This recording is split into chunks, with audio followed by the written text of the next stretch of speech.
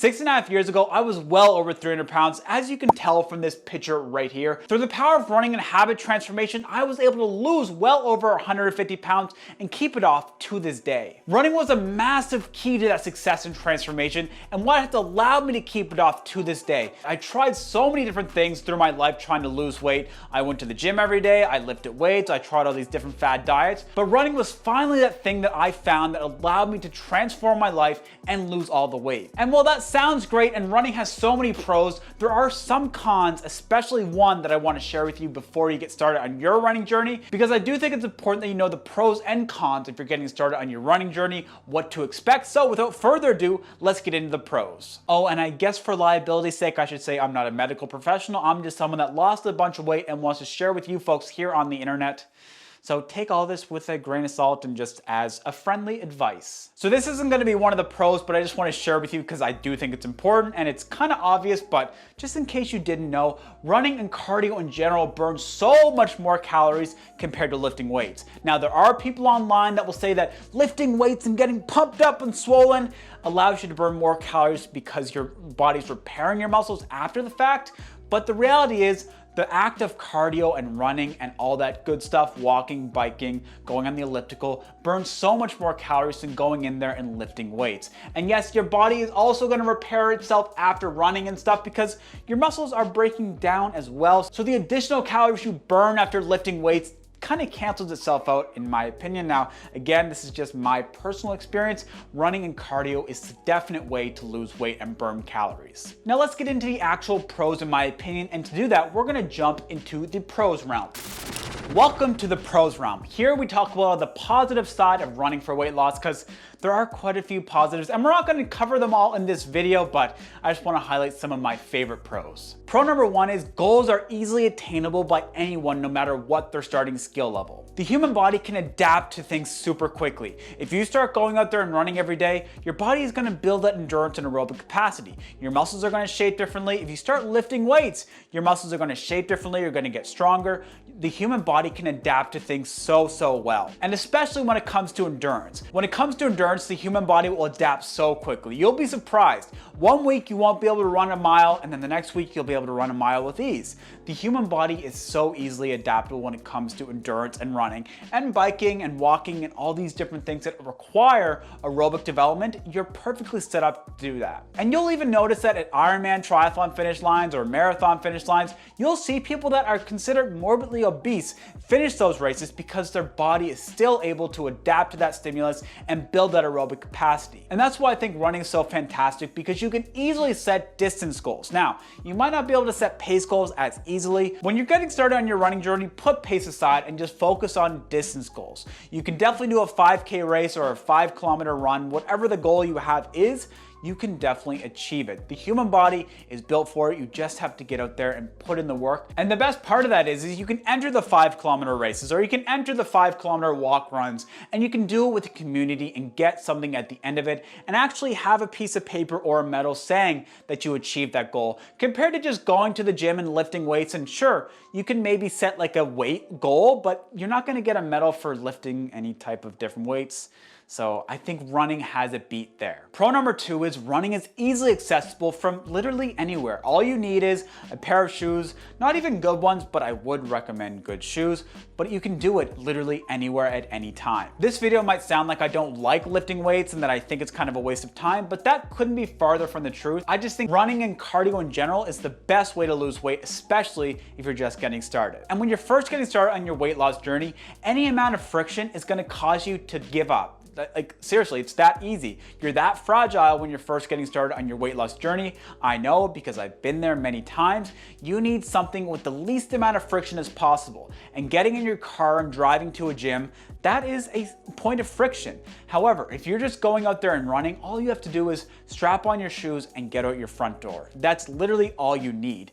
Running and cardio in general is super accessible, and it eliminates that friction piece that weights just have, like characteristically. Lifting weights, there's friction involved with it. And a little bonus pro is that the running community is so accepting, so fantastic. Yeah, there are the elite runners that think they're better than people, but everyday runners like you and I, we are super accepting because we know how difficult it is when you first get started. And I especially just want to help you get started on your journey so that you achieve your goals.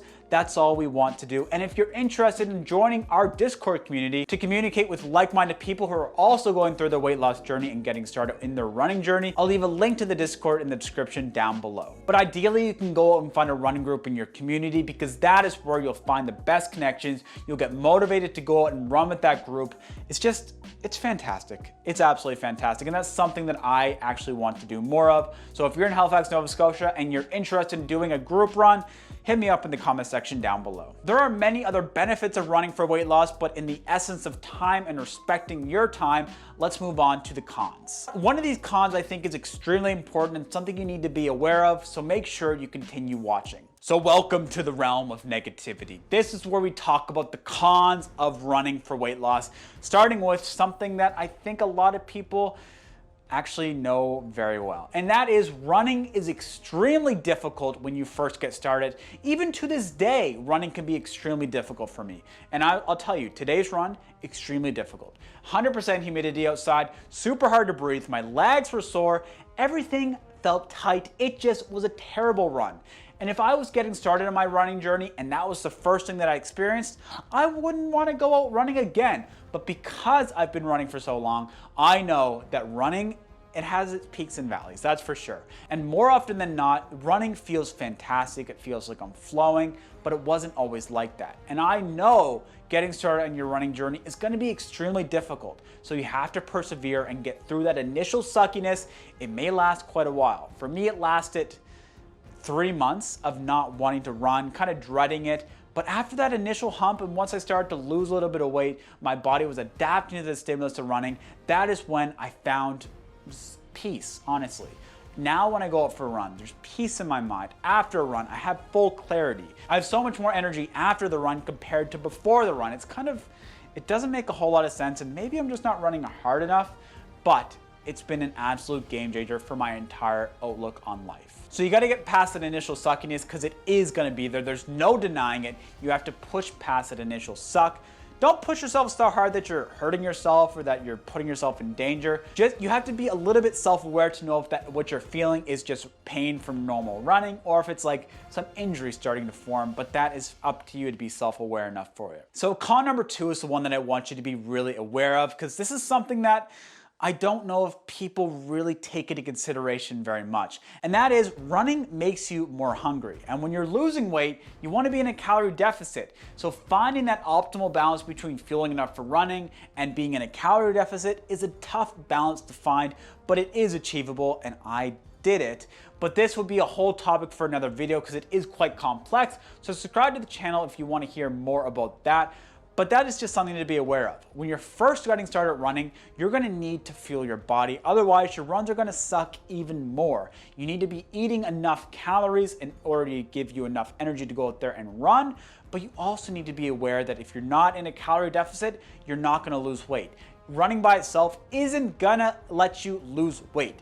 That is a fact. There are many runners that are overweight, and that is because of what they're putting in their body and consuming. They're either not in a calorie deficit or they're in a calorie surplus and actually gaining weight while they're running. So finding that balance, it's tough because running makes you hungry and you're gonna wanna eat a lot after you run. So what I found to do, just a quick little tip, what I found is after a run, I have a protein shake of some sort because that has a lot of volume and I eat a lot of high volume, low calorie dense foods, lots of fruits and vegetables, and just fill up on that stuff rather than all these quick little protein bars and processed foods and all this other stuff.